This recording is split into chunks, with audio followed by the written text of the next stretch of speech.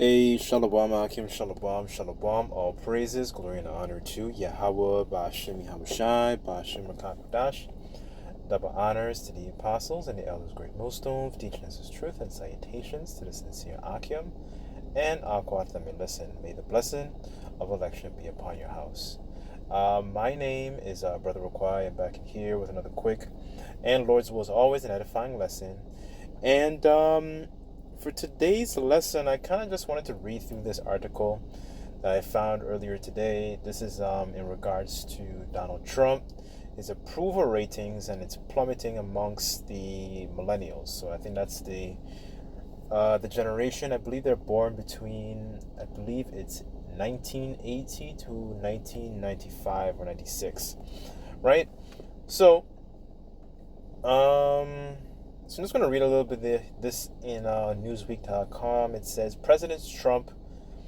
Donald Trump's approval rating, it says, has plummeted with millennials hitting its lowest level of the year in August, according to new polling. Right. So keep this in mind that it hasn't even been a year since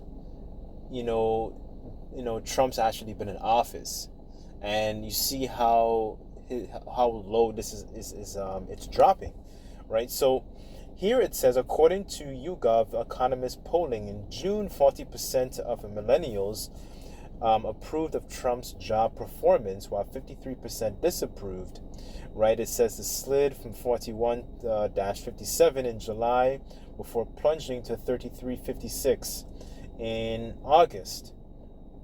Right, so it says the figure, the figure shows a 10-point drop in the approval in just 2 months, underscoring growing dissatisfaction amongst the millennials, right? And millennials are kind of at the stage now where, they want to be able to, try and, get a house, start a family, get married, all these different things. And you're realizing it's the way the economy is going, it's becoming a lot more difficult to do that, right? So lower down here, it says Trump, who has long highlighted strong polling and rallies and press events, now faces slipping approval that could weaken his influence and hurt Republican prospects. Right, so it says here, I'm just kind of skimming through it. It says after returning to the White House in January with solid numbers, his support has eroded amid economic concerns, tariff backlash, and political discontent. Right, and keep in mind also, because they spoke about that discontent here, Trump was also responsible during his first term back in 2016 for causing a strong rift in between the America and their allies. So you're essentially your European, what you know as your European nations today, right? So Trump is playing that key figure in creating a lot of not just backlash, but a lot of resentment between what people are experiencing today. Because what people are experiencing today is essentially, is this Trump filling out the role of essentially being somebody who people won't regard their kings or their princes, and I'll get that in a second, right?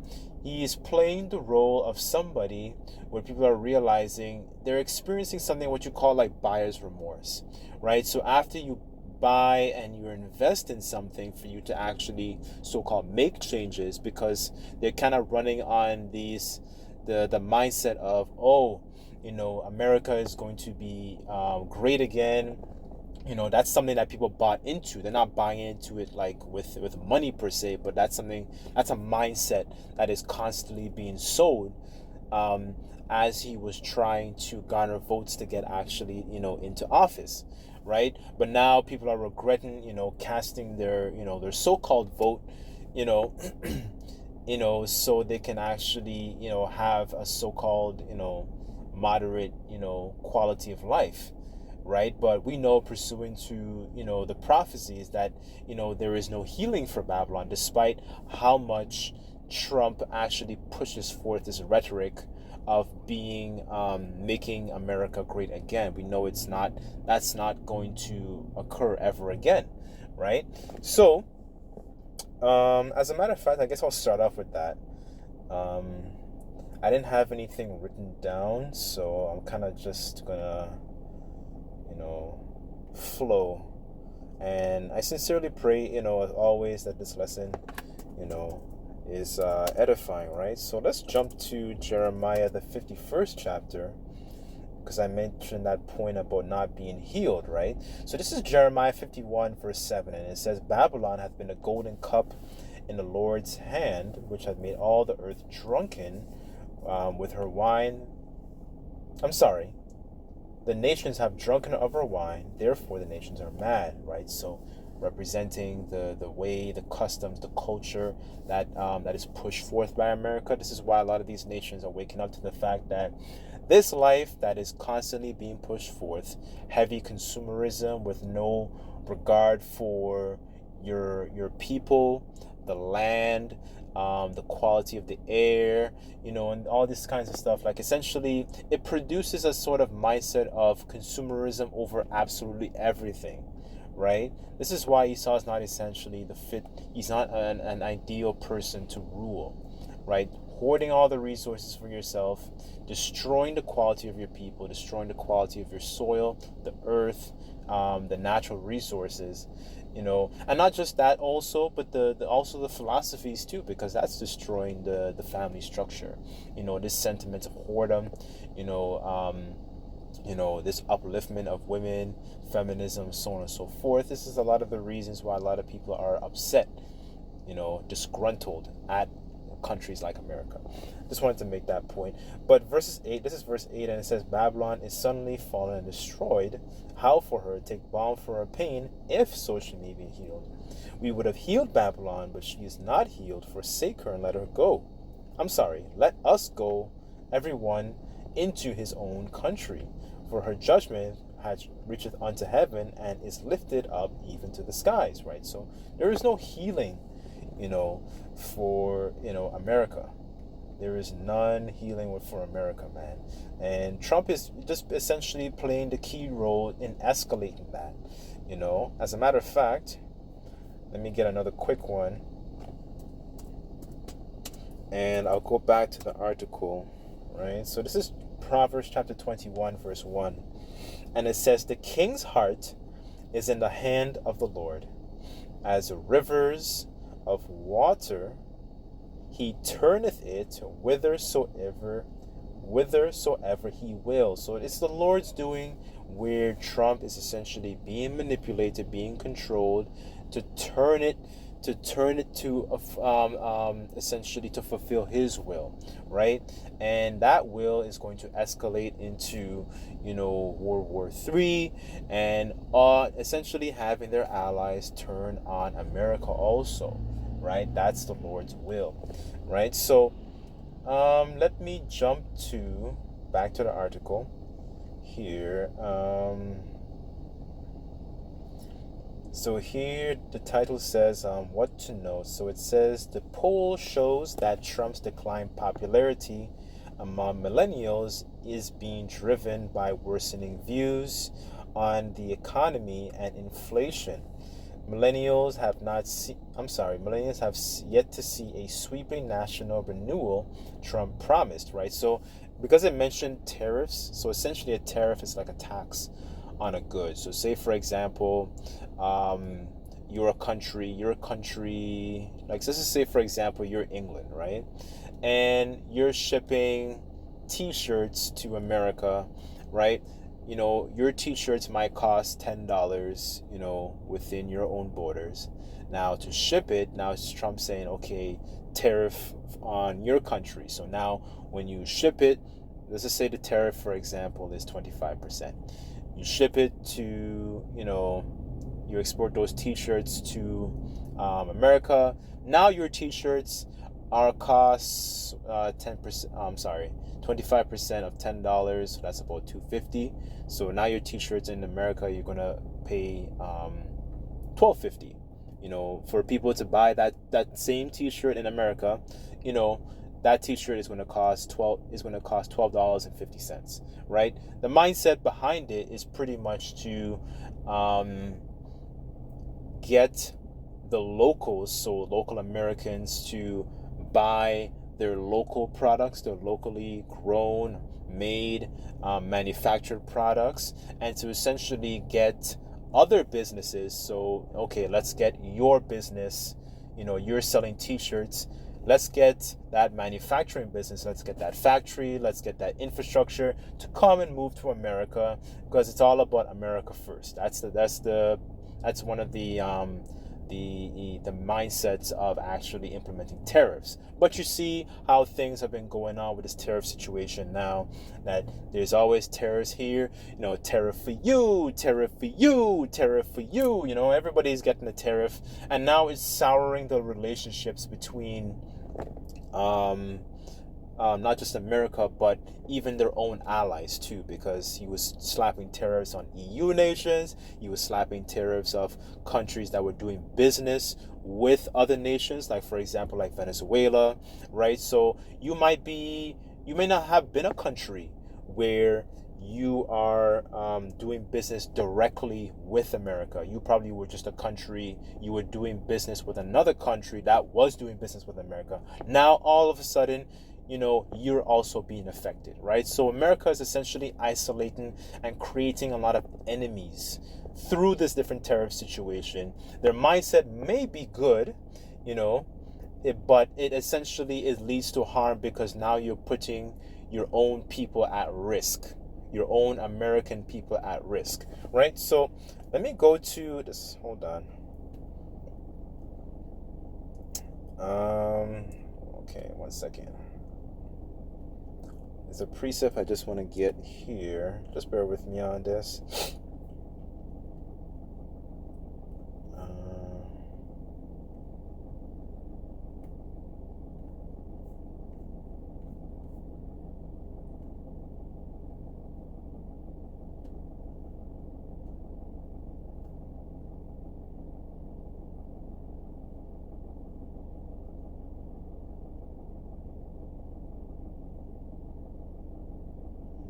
That's not it. Let's go to Sirach.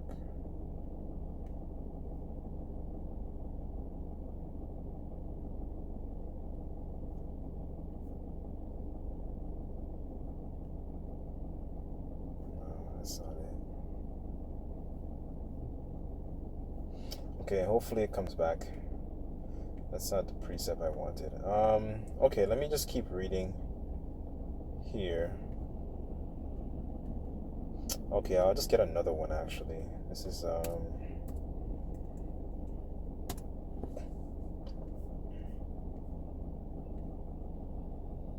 okay, this is Proverbs chapter 25 verse 19, and it says, confidence in an unfaithful man in time of trouble is like a broken tooth and a foot out of joint, right? So placing your trust in these people, and Israelites, you Israelites shouldn't be placing your trust in these, this type of character, especially he's a heathen too.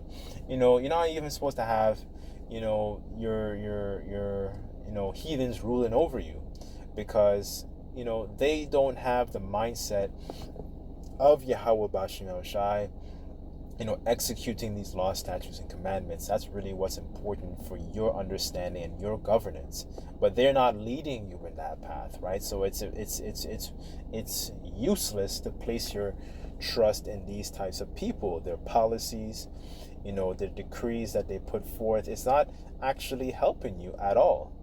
It's actually it's worsening your relationship. Let's see. Okay, let me go down here.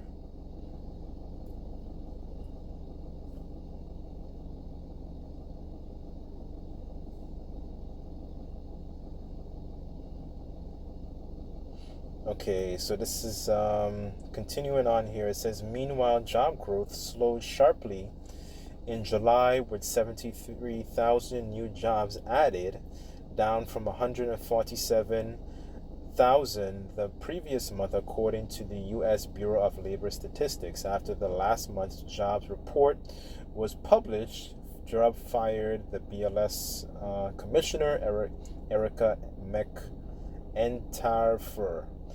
In a post, Trump accused Entire, without offering evidence, of rigging the numbers to harm his administration. And another reason, actually, I kind of wanted to touch on that a lot of millennials are feeling disgruntled about Trump and the way things are moving with the economy. Because keep in mind also, a lot of these millennials are now in that stage in life where, okay, they're either done school or they're about to finish school and they're looking for not just work and employment.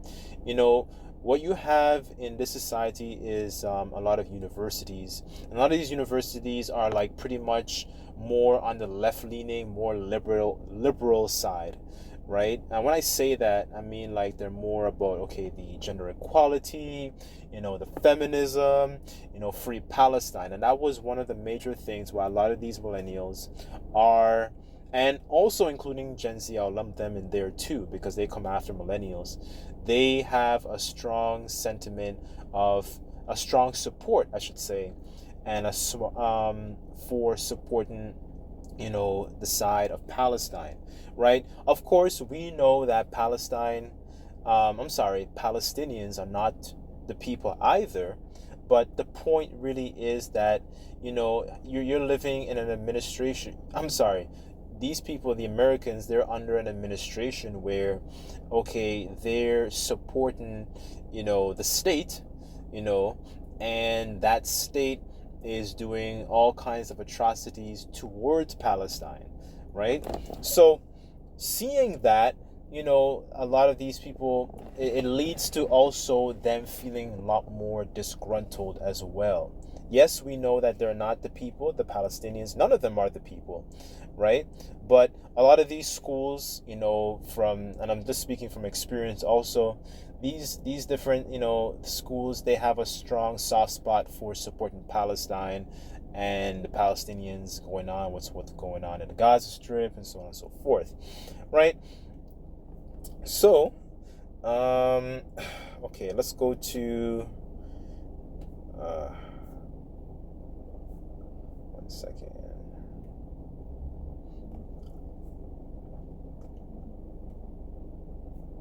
No, not Ecclesiasticus. 1 second.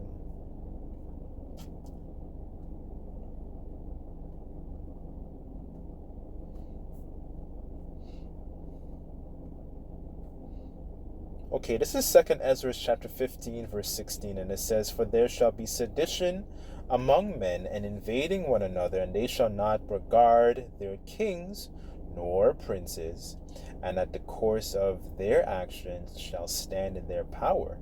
Right? So we're living through this time where, there's a lot of, BS coming out in regards to, what's going on in the land, what's going on in the world, and, it's, people are just not, they're just fed up, and when things become a lot more difficult, you start to see the, essentially that compassion for, their fellow neighbor start to wither away, because things are becoming a lot more expensive, as the scriptures say, when iniquity abounds, the love of many shall wax cold, right? To roughly paraphrase.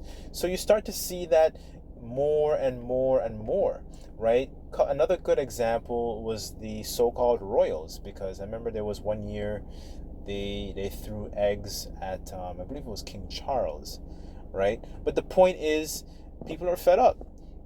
People are tired, they're disgruntled, they're always trying to make it, they want a so-called change, but, there won't be a change, right? The system has to be turned upside down, and, a righteous system has to be brought forth, because the way, this life, that these American people don't understand, well, these people in general don't understand that, this life doesn't actually, is not bringing forth life, right? There has to be a righteous order set up so the earth can be more at rest, and then things can be put back in order, right? And that's what we're waiting for. So It says here.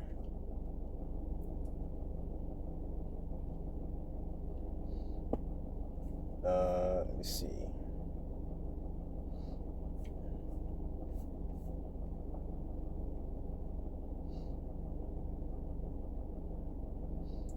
It says, okay, so this is a quote. It says, on the consumer side, many remain burdened by the rising prices under his tariffs, while housing, in particular, continues to be out of reach for for a generation and still struggling to get a foothold in the economic ladder. Right. So now it's becoming, you see, it's becoming a lot more expensive, for just to get basic um, living things, if you know what I'm saying, like a house, car, fence, right? But that American dream is really, it's all just a facade. Everything is just, it's just a giant, matrix that we're living in right now, because it's not real, you know. It says, according to the Federal Reserve data, millennials own less than two-thirds of the real estate than that of baby boomers owned at the same age, right? So now, there's always this clash between baby boomers that were born, I think, just shortly after the Second World War ended. And now you have millennials and Gen Z. They're trying to trying to get out there and establish themselves. But now they're doing the same things, but things are a lot more expensive. So you see a culture now where people are working 2, 3 jobs, just to essentially, kind of stay afloat, as opposed to back in the generations before, where they just needed just one. It was one source of income, and wife could stay at home, and children can go to school, and that was enough to support an entire family, right? But you don't see that anymore. You see, it's very popular now these days. Like, you might meet somebody, they're like, yeah, I'm working this job, and then they might have a side business, or they might have 2 jobs and a side business, or they're doing Uber or something. Like, everything is just becoming a lot more expensive now, right? So I'll just read this last paragraph here, and I'll just end off with one last precept. And it says, well, I'm sorry. It says, according to, oh, I read that already. It says, but not all bad news for Trump. It says his handling of immigration remains a relatively bright spot with the age group. Approval rating rose from 33 to 41% over the same period, while disapproval fell from 58 to 50%, right? So that's pretty much it. Kind of goes into a bit of the immigration and so on and so forth. But, I guess I'll get this last precept here. 1 second.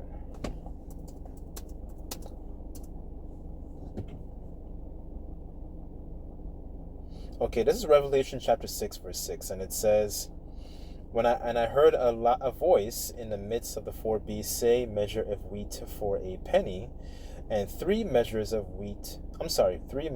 barley for a penny.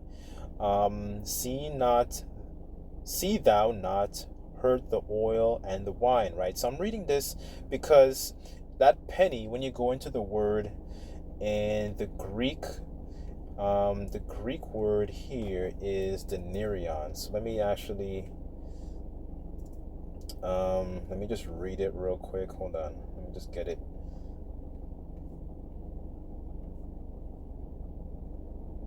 So the penny here. So just for a historical little bit of context, this refers to the denarius, which was a primary silver coin that existed during the time of the Roman Empire.